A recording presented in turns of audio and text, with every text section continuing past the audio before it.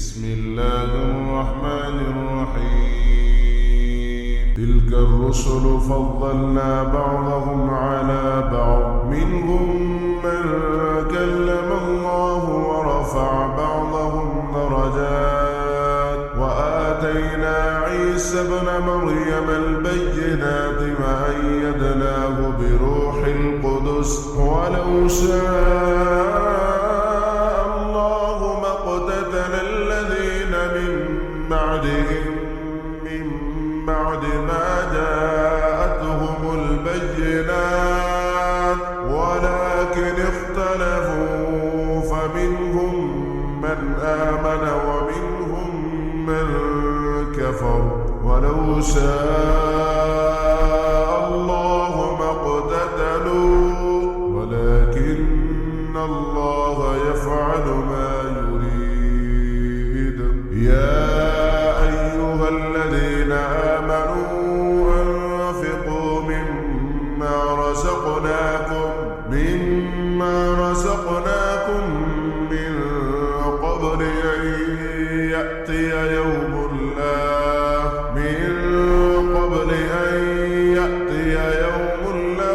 بيع فيه ولا خلة ولا شفاعة والكافرون هم الظالمون الله لا إله إلا هو الحي القيوم لا تأخذه سنة ولا نوم له ما في السماوات وما في الأرض من ذا الذي يشفع عنده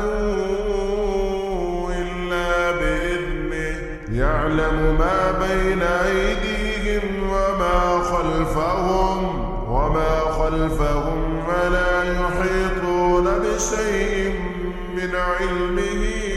إلا بما شاء وسع كرسيه السماوات والأرض ولا يؤوده حفظهما وهو العلي العظيم لا إكراه في الدين قد تبين الرشد من الغي فمن يكفر بالطاغوت ويؤمن بالله فقد استمسك بالعروة الوثقى لا انفصام لها والله سميع عليم الله ولي الذين آمنوا يخرجهم من الظلمات إلى النور والذين كفروا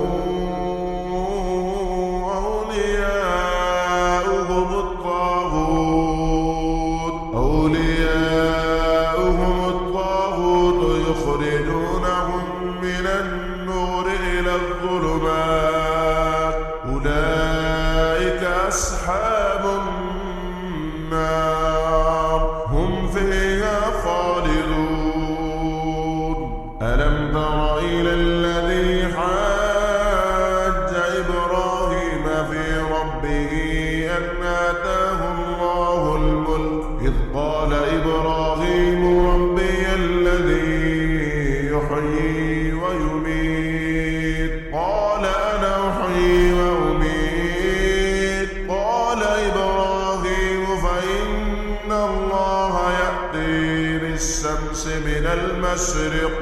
فإن الله يأتي بالشمس من المشرق فأت بها من المغرب فبهت الذي كفر والله لا يهدي القوم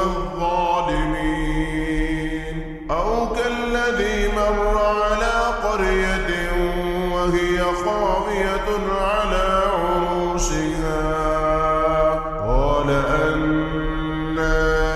يحيي هذه الله بعد موتها فأماته الله 100 عام ثم بعثه قال كم لبثت قال لبثت يوما أو بعض 100 عام فانظر إلى طعامك وشرابك لم يتسنه وانظر إلى حمارك ولنجعلك آية للناس فانظر إلى العظام كيف ننشزها ثم نكسوها لحما فلما تبين له قال أعلم أن الله على كل شيء قدير. وإذ قال إبراهيم رب أرني كيف تحيي الموتى قال أولم تؤمن قال بلى ولكن ليطمئن قلبي قال فخذ 4 من الطير فصرهن إليك ثم اجعل على كل جبل منهن جزءا ثم ادعهن يأتينك سعيا واعلم أن الله عزيز حكيم. مثل الذين ينفقون أموالهم في سبيل الله كمثل حبة أنبتت 7 سنابل في كل سنبلة 100 حبة والله يضاعف لمن يشاء والله واسع عليم. الذين ينفقون أموالهم في سبيل الله ثم لا يتبعون ما أنفقوا منا ولا أذى لهم أجرهم عند ربهم ولا خوف عليهم ولا هم يحزنون. قول معروف ومغفرة خير من صدقة يتبعها أذى والله غني حليم. يا أيها الذين آمنوا لا تبطلوا صدقاتكم بالمن والأذى كالذي ينفق ماله رئاء الناس ولا يؤمن بالله واليوم الآخر فمثله كمثل صفوان عليه تراب فأصابه وابل فتركه صلدا لا يقدرون على شيء مما كسبوا والله لا يهدي القوم الكافرين. ومثل الذين ينفقون أموالهم ابتغاء مرضات الله وتثبيتا من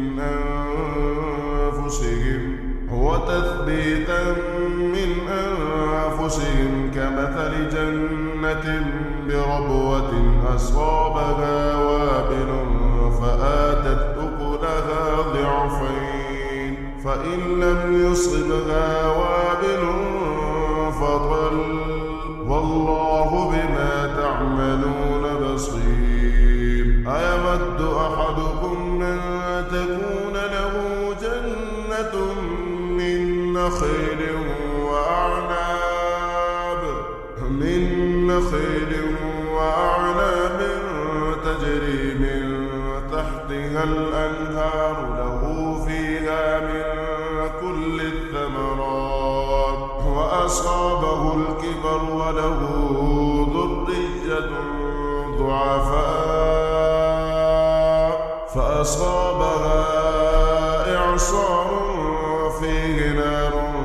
فاحترقت كذلك يبين الله لكم الآيات لعلكم تتفكرون. يا أيها الذين آمنوا أنفقوا من طيبات ما كسبتم ومما أخرجنا لكم من الأرض ولا تيمموا الخبيث منه تنفقون ولستم بآخذيه إلا أن تغمضوا فيه واعلموا أن الله غني حميد. الشيطان يعدكم الفقر ويأمركم بالفحشاء والله يعدكم مغفرة منه وفضلا والله واسع عليم. يؤتي الحكمة من يشاء ومن يؤت الحكمة فقد أوتي خيرا كثيرا وما يذكر إلا أولو الألباب. وما أنفقتم من نفقة أو نذرتم من نذر فإن الله يعلمه وما للظالمين من أنصار. إن تبدوا الصدقات فنعما هي وإن تخفوها وتؤتوها الفقراء فهو خير لكم ويكفر عنكم من سيئاتكم والله بما تعملون خبير. ليس عليك هداهم ولكن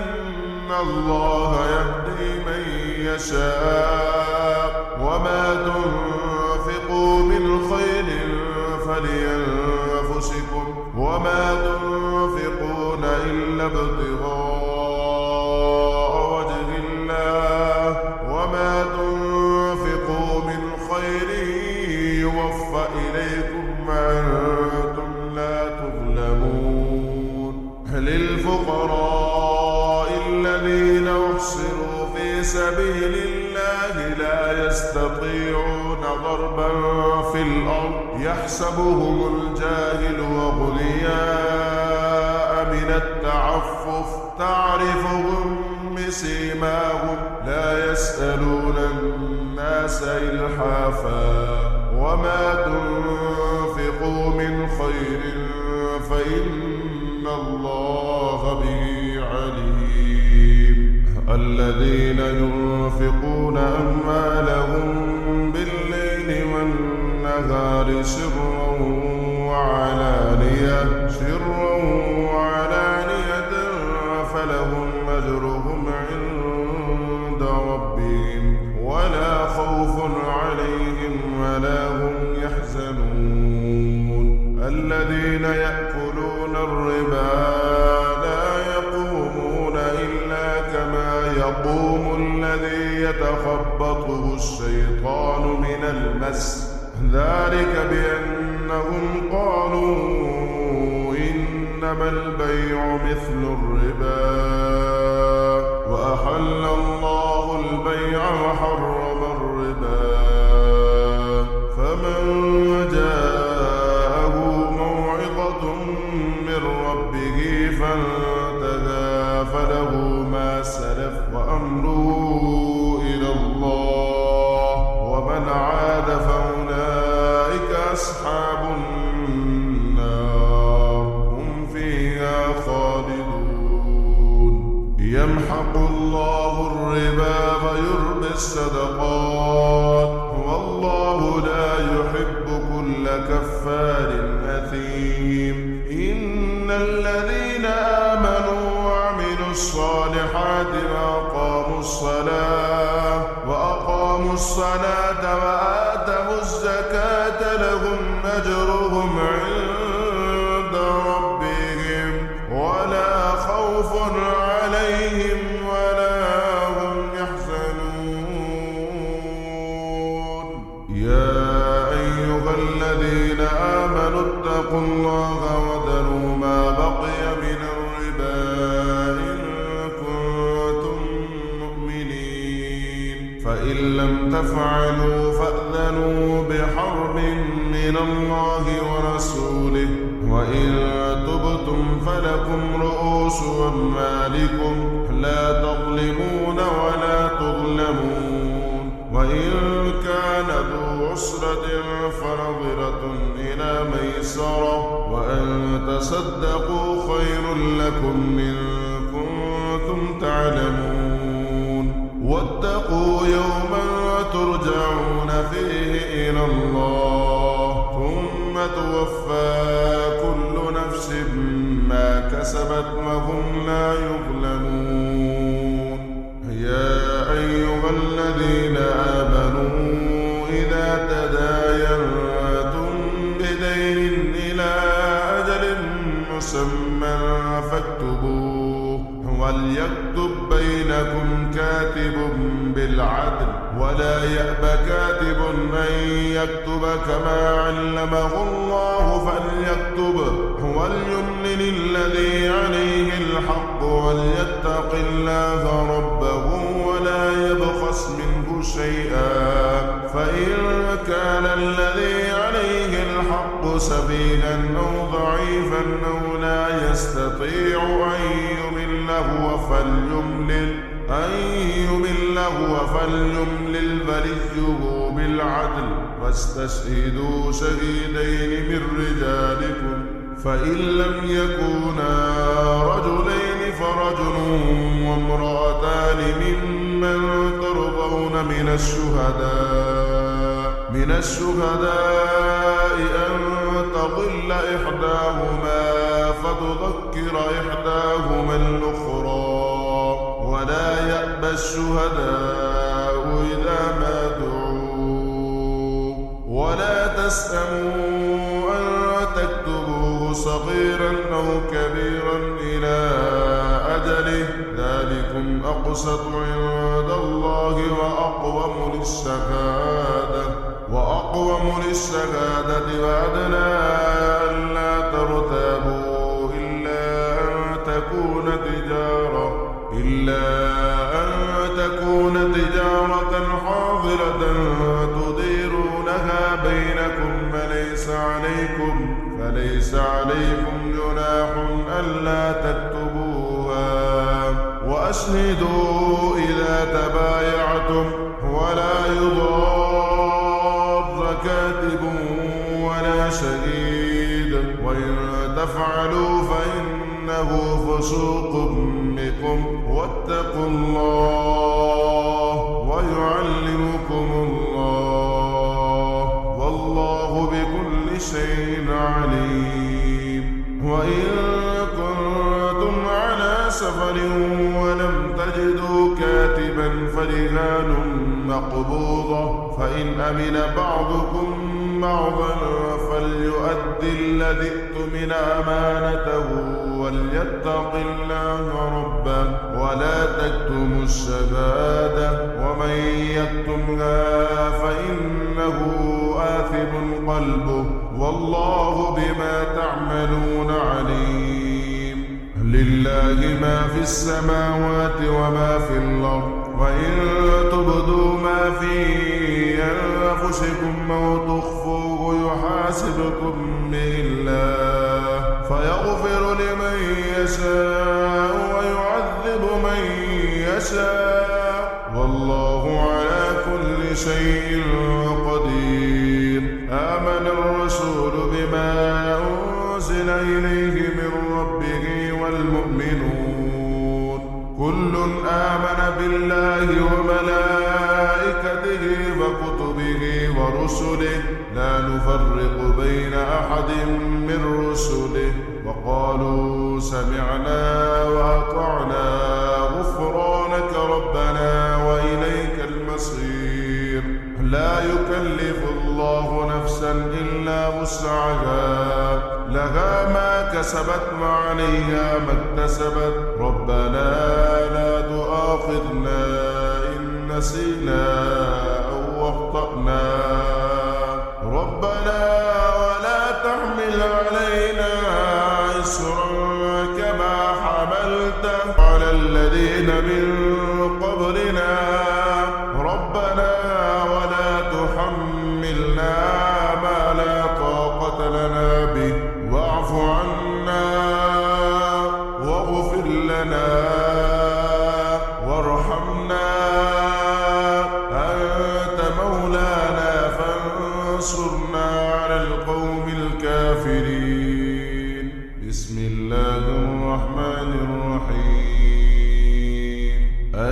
لام ميم. الله لا إله إلا هو الحي القيوم نزل عليك الكتاب بالحق مصدقا لما بين يديه وأنزل التوراة والإنجيل من قبل هدى للناس وأنزل الفرقان إن الذين كفروا بآيات الله لهم عذاب شديد والله عزيز انتقام. إن الله لا يخفى عليه شيء في الأرض ولا في السماء هو الذي يصوركم في الأرحام كيف يشاء لا إله إلا هو العزيز الحكيم. هو الذي أنزل عليك الكتاب منه آيات محكمات هن أم الكتاب وأخر متشابهات فأما الذين في قلوبهم زيغ فيتبعون ما تشابه منه ابتغاء الفتنة وابتغاء تأويله وما يعلم تأويله إلا الله والراسخون في العلم يقولون آمنا به كل من عند ربنا وما يذكر إلا أولو الألباب. ربنا لا تزغ قلوبنا بعد إذ هديتنا وهب لنا من لدنك رحمة إنك أنت الوهاب. ربنا إنك جامع الناس ليوم لا ريب فيه إن الله لا يخلف الميعاد.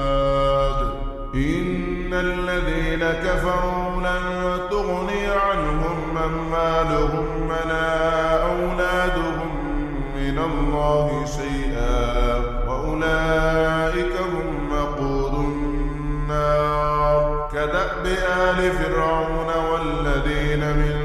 قبلهم كذبوا بآياتنا فأخذهم الله بذنوبهم والله شديد العقاب. قل للذين كفروا ستغلبون وتحشرون إلى جهنم وبئس المهاد. قد كان لكم آية في فئتين التقتا فئة تقاتل في سبيل الله وأخرى كافرة يرونهم مثليهم رأي العين والله يؤيد بنصره من يشاء إن في ذلك لعبرة لأولي الأبصار. زين للناس حب الشهوات من النساء والبنين والقناطير المقنطرة من الذهب والفضة والخيل المسومة والأنعام والحرث ذلك متاع الحياة الدنيا والله عنده حسن المآب. قل أنبئكم بخير من ذلكم للذين اتقوا عند ربهم جنات تجري من تحتها الأنهار خالدين فيها وأزواج مطهرة ورضوان من الله والله بصير بالعباد. الذين يقولون ربنا إننا آمنا فاغفر لنا ذنوبنا وقنا عذاب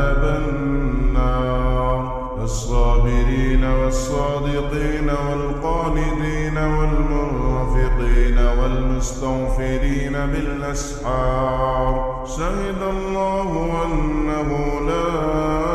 إله إلا هو والملائكة وأولو العلم قائما بالقسط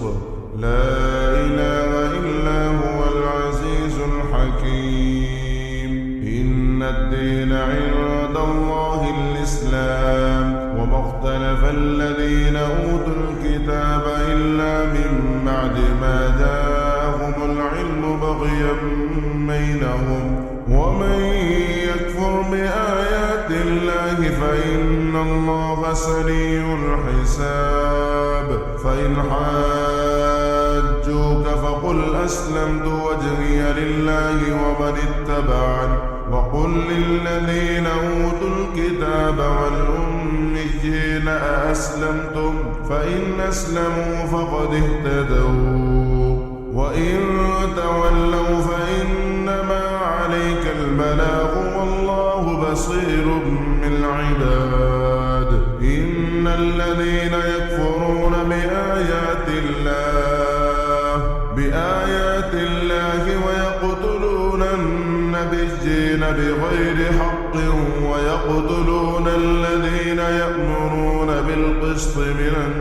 الناس فبشرهم بعذاب أليم أولئك الذين حبطت أعمالهم في الدنيا والآخرة وما لهم من ناصرين ألم تر إلى الذين أوتوا نصيبا من الكتاب يدعون إلى كتاب الله ليحكم بينهم ثم يتولى فريق منهم وهم معرضون ذلك بأنهم قالوا لن تمسنا النار إلا أياما معدودات وغرهم في دينهم ما كانوا يفترون فكيف إذا جمعناهم ليوم لا ريب فيه ووفيت كل نفس ما كسبت وهم لا يظلمون قل اللهم مالك الملك تؤتي الملك من تشاء وتنزع الملك ممن تشاء وتعز من تشاء وتذل من تشاء بيدك الخير إنك على كل شيء قدير تولج الليل في النهار وتولج النهار في الليل وتخرج الحي من الميت وتخرج الميت من الحي وترزق من تشاء بغير حساب لا يتخذ المؤمنون الكافرين أولياء من دون المؤمنين ومن يفعل ذلك فليس من الله في شيء إلا أن تتقوا منهم تقاه ويحذركم الله نفسه وإلى الله المصير قل إن تخفوا ما في صدوركم أو تبدوه يعلمه الله ويعلم ما في السماوات وما في الأرض والله على كل شيء قدير يوم تجد كل نفس ما عملت من خير محضرا وما عملت من سوء تود لو أن بينها وبينه أمدا بعيدا ويحذركم الله نفسه والله رؤوف بالعباد قل إن كنتم تحبون الله فاتبعوني يحببكم الله ويغفر لكم ذنوبكم والله غفور رحيم قل أطيعوا الله والرسول فإن تولوا فإن الله لا يحب الكافرين إن الله اصطفى آدم ونوحا وآل إبراهيم وآل عمران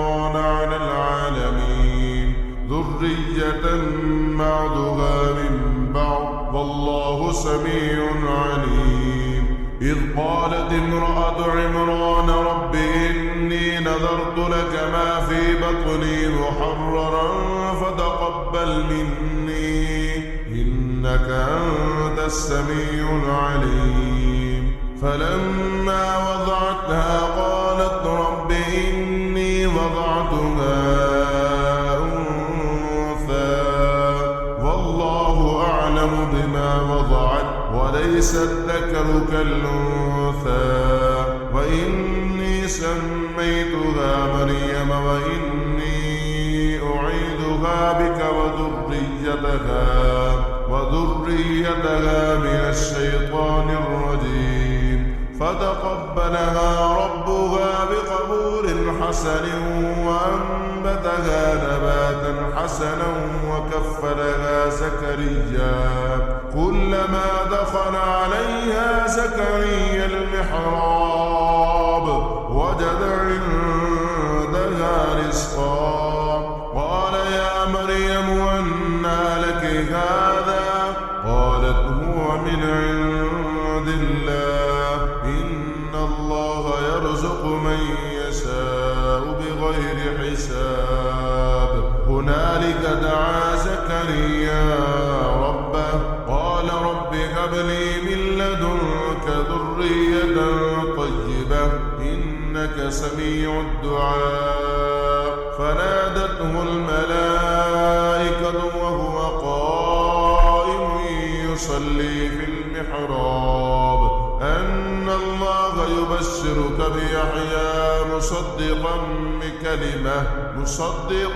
بكلمة من الله وسيدا وحسورا ونبيا من الصالحين. قال رب أنى يكون لي غلام وقد بلغني الكبر وامرأتي عاقر. قال كذلك الله يفعل ما يشاء. قال رب اجعل لي آية. قال آيتك ألا تكلم الناس 3 أيام إلا رمزا واذكر ربك كثيرا وسبح بالعشي والإبكار. وإذ قالت الملائكة يا مريم إن الله اصطفاك وطهرك واصطفاك على نساء العالمين. يا مريم اقنطي لربك واسجدي واركعي مع الراكعين. ذلك من أنباء الغيب نوحيه إليك وما كنت لديهم إذ يلقون أقلامهم أيهم يكفل مريم وما كنت لديهم إذ يختصمون. إذ قالت الملائكة يا مريم إن الله يبشرك بكلمة منه اسمه المسيح عيسى بن مريم وجيها في الدنيا والآخرة ومن المقربين ويكلم الناس في المهد وكهلا ومن الصالحين. قالت رب أنى يكون لي ولد ولم يمسسني بشر. قال كذلك الله يخلق ما يشاء إذا قضى أمرا فإنما يقول له كن فيكون. ويعلمه الكتاب والحكمة والتوراة والإنجيل ورسولا إلى بني إسرائيل أني قد جئتكم بآية من ربكم أني أخلق لكم من الطير كهيئة الطير فأنفخ فيه فيكون طيرا بإذن الله وأبرئ الأكمه والأبرص وأحيي الموتى بإذن الله وأنبئكم بما تأكلون وما تدخرون في بيوتكم إن في ذلك لآية لكم إن كنتم مؤمنين. ومصدقا لما بين يدي من التوراة ولأحل لكم بعض الذي حرم عليكم وجئتكم بآية من ربكم فاتقوا الله وأطيعون إن الله ربي وربكم فاعبدوه هذا صراط مستقيم. فلما أحس عيسى منهم الكفر قال من أنصاري إلى الله قال الحواريون نحن أنصار الله آمنا بالله واشهد بأننا مسلمون ربنا آمنا بما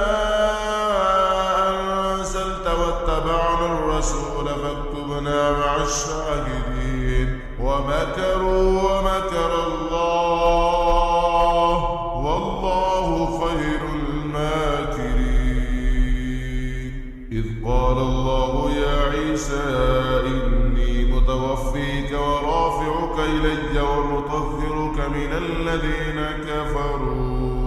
من الذين كفروا وجاعل الذين اتبعوك فوق الذين كفروا إلى يوم القيامة ثم إلي مرجعكم فأحكم بينكم فيما كنتم فيه تختلفون. فأما الذين كفروا فأعذبهم عذابا شديدا في الدنيا والآخرة وما لهم من ناصرين. وأما الذين آمنوا وعملوا الصالحات فيوفيهم أجورهم والله لا يحب الظالمين. ذلك نتلوه عليك من الآيات والذكر الحكيم. إن مثل عيسى عند الله كمثل آدم خلقه من تراب ثم قال له كن فيكون. الحق من ربك فلا تكن من الممترين. فمن حاجك فيه من بعد ما جاءك من العلم فقل تعالوا ندعو أبناءنا وأبناءكم ونساءنا ونساءكم وأنفسنا وأنفسكم ثم نبتهل فنجعل لعنة الله على الكاذبين. إن هذا لهو القصص الحق وما من إله إلا الله وإن الله لهو العزيز الحكيم. فإن تولوا فإن الله عليم بالمفسدين. قل يا أهل الكتاب تعالوا إلى كلمة سواء بيننا وبينكم ألا نعبد إلا الله ولا نشرك به شيئا ولا يتخذ بعضنا بعضا أربابا من دون الله. فإن تولوا فقولوا اشهدوا بأننا مسلمون. يا أهل الكتاب لم تحاجون في إبراهيم وما أنزلت التوراة والإنجيل إلا من بعده أفلا تعقلون. ها أنتم هؤلاء حاججتم فيما لكم به علم فلم تحاجون فيما ليس لكم به علم والله يعلم وأنتم لا تعلمون. ما كان إبراهيم يهوديا ولا نصرانيا ولكن كان حنيفا مسلما وما كان من المشركين. إن أولى الناس بإبراهيم للذين اتبعوه وهذا النبي والذين آمنوا والله ولي المؤمنين. ودت طائفة من أهل الكتاب لو يضلونكم وما يضلون إلا أنفسهم وما يشعرون. يا أهل الكتاب لم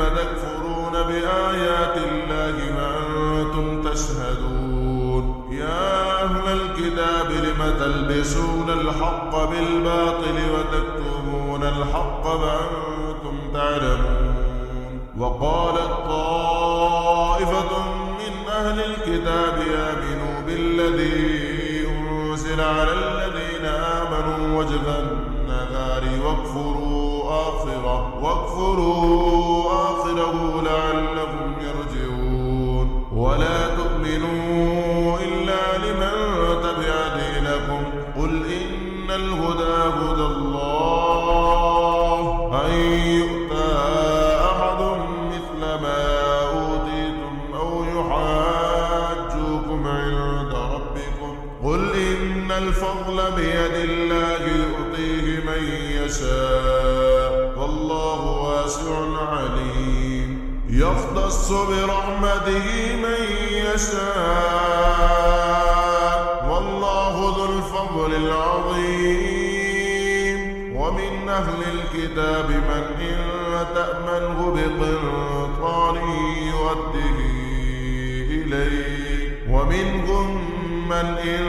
تأمنه بدينار لا يؤده إليك إلا ما دمت عليه قائما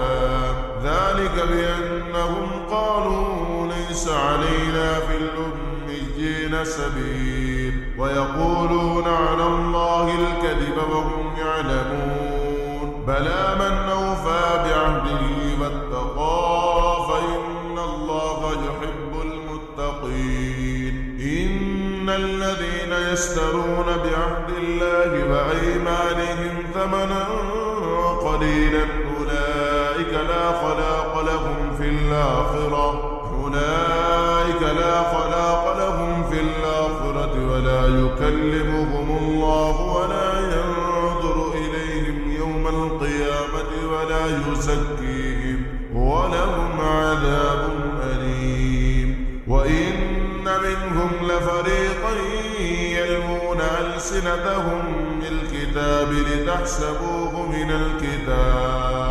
لتحسبوه من الكتاب وما هو من الكتاب ويقولون هو من عند الله وما هو من عند الله ويقولون على الله الكذب وهم يعلمون ما كان لبشر أن يؤتيه الله الكتاب والحكم والنبوة ثم يقول للناس كونوا عبادا لي من دون الله ولكن كونوا ربانيين بما كنتم تعلمون الكتاب وبما كنتم تدرسون ولا يأمركم أن تتخذوا الملائكة والنبيين أربابا أيأمركم بالكفر بعد إذ أنتم مسلمون وإذ أخذ الله ميثاق النبيين لما آتيتكم من كتاب وحكمة ثم جاءكم رسول مصدق لما معكم لتؤمنن به ولتنصرنه قال أقررتم أخذتم على ذلكم مصري قالوا وقررنا قال فاشهدوا وأنا معكم من الشاهدين فمن تولى بعد ذلك فأولئك هم الفاسقون أفغير دين الله يبغون وله أسلم من في السماوات والأرض طوعا وكرها وإليه يرجعون قل آمنا بالله وما أنزل علينا وما أنزل على